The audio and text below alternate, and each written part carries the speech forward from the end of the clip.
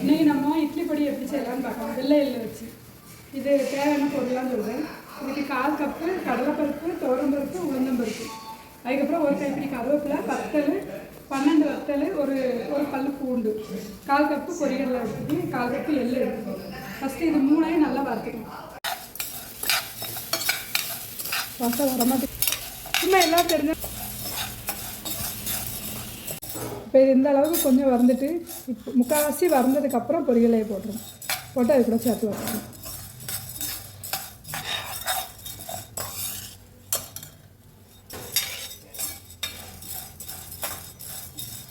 இந்த அளவுக்கு வறுத்தாச்சு.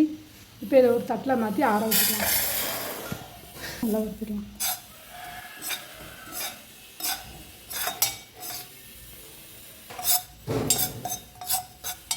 வெள்ளை நல்லா வறுந்துட்டு இப்போ இதை தனியாக ஆற வச்சுக்கலாம். இதை கடைசி தான் சேர்க்கணும். சுருக்கிருக்கு இது தனியாக ஒரு தட்டில் போட்டு ஆற வச்சுக்கலாம்.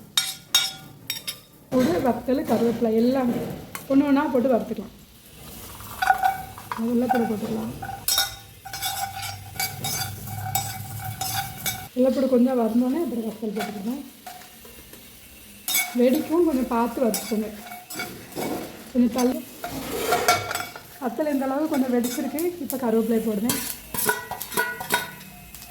கருவேப்பிலையை நல்லா போட்டு வறுத்துக்கிடுவேன்.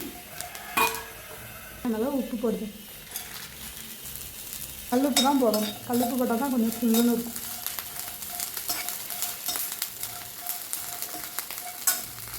எல்லாம் வந்தாச்சு. இப்போ எல்லாம் ஆறணுன்னு பிரிச்சுக்கிட வேண்டியதான்.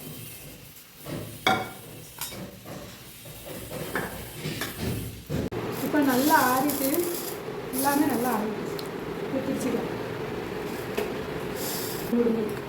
இந்த அளவுக்கு பிரிஞ்சிருக்கு. இப்போ இதில் வத்தல், வெள்ளைப்பூடி எல்லாமே போடணும். கடைசி தான் எள்ளு போடணும். இதில் கல்லுப்பு போட்டிருக்கேன். பிரிச்சுட்டு பார்த்துட்டு வேணால் 2ஆவது போட்டுக்கலாம்.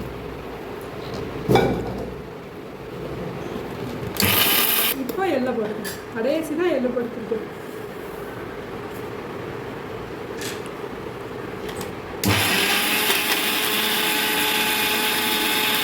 இந்த அளவுக்கு தெரிஞ்சு இந்த அளவுக்கு வெள்ளை தெரிஞ்சு அவ்வளோதான். நல்லா திரிச்சாச்சு. திரிச்சதுக்கப்புறம் நல்லா மிக்ஸ் பண்ணி விட்டுட்டு உப்பு இருக்கான்னு பார்த்துக்கணும். எல்லோரும் வீட்டில் செஞ்சு பாருங்கள். இந்த சேனல் பிடிச்சிட்டுனா சப்ஸ்கிரைப் பண்ணுங்கள், லைக் பண்ணுங்கள், ஷேர் பண்ணுங்கள். எனக்கு டயபெட்டிக்ஸ் ஒரு 4 வருஷம் ஆகுது. நான் கரெக்டாக கண்ட்ரோல் பண்ணி கொண்டு போயிட்டுருக்கேன். உங்களுக்கு டயபெட்டிக்ஸ் பற்றி ஏதாவது டிப்ஸ் எதுவும் தெரியும்னா எனக்கு கேளுங்க. ரெசிபி எது வேணாலும் எனக்கு கேளுங்க. எனக்கு தெரிஞ்சதை உங்களுக்கு நான் சொல்லுவேன். கமெண்ட் பண்ணுங்கள். தேங்க்யூ.